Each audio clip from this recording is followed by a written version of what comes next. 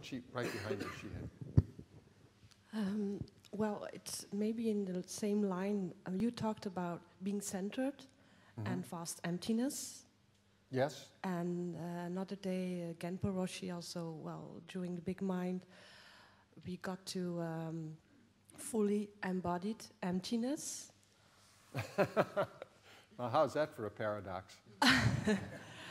And, well, you just talked about being self and not self. So how, yeah. I don't have really the question. A question, but how does those play together? I think I'm going to try to answer your question indirectly. So over here, if this is the dualistic realm, it's always yes or no. You can't have both. That's stupid in this realm. You know, you're either standing up or you're sitting down. You're either a man or a woman. You can't be both. So anyway, whatever it is, whatever the duality is, it's either or, yes or no. Over here in the absolute, it's neither yes nor no. There's nothing to be an opposite because it includes everything and no thing. So yes and no is meaningless over here. Up here at the apex, it's always yes and no. And that's what drives people crazy about Mahayana Buddhism. It's always yes and no. So you either love it and you engage in Zen practice, or you hate it and you look for something that doesn't twist your mind that way. So your statement of fully embodied emptiness is a perfect example. How do you embody emptiness? I mean, it's logically absurd, but you can do it. But you can't, you can do it, but you can't, it doesn't make logical sense. Paradox, since Zen is full of paradox, paradox only exists in language. It exists because language is linear. If you say this, you can't say that. But in paradox is resolved in activity. What is the phrase in the Jukai? Now you are entering real activity. I love that phrase. Not phony activity, real activity. And real activity is inexpressible, and if you do try to express it, it's paradoxical. Yeah.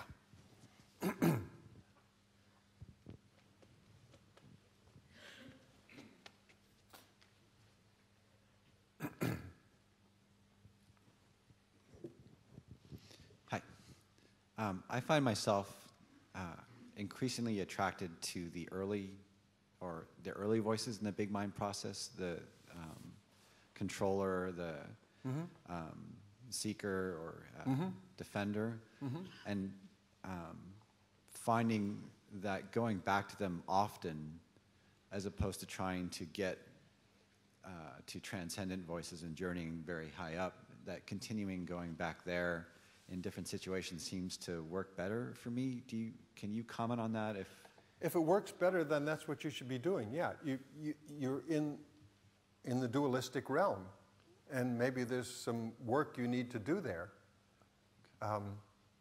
Ultimately, I'll bet you're going to be attracted to those transcendent voices, even though right now they may not attract you so much. Well, I already have been. It's like I'm returning. Great.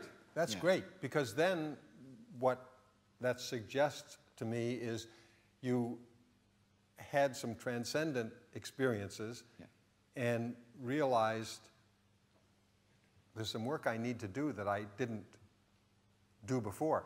That happened to me. I'd been practicing Zen for 2 years quite intensively, and I realized there were issues in my life that were not being addressed by Zen practice, and particularly relationships with women. And it just wasn't being addressed at all. You know, don't That's irrelevant. You don't have to pay any attention to that. Just sit on your cushion, die on your black cushion, everything will be fine. That's when I decided I needed to address some of these issues in psychotherapy. And I had such a good time doing it, I decided to become a psychotherapist. So I had the same experience that you had. And I'd had some openings, but I realized they weren't helping me much. I mean, they were helping me, but not in that realm. And I needed to, and my teacher at that time was Musai Roshi, for whom I have the greatest love and respect. But he was not the person to address those issues with. So found somebody else. And I think that's a really good idea. If you've engaged in spiritual practice, Zen practice, and you've had some kind of opening and you've gotten a taste of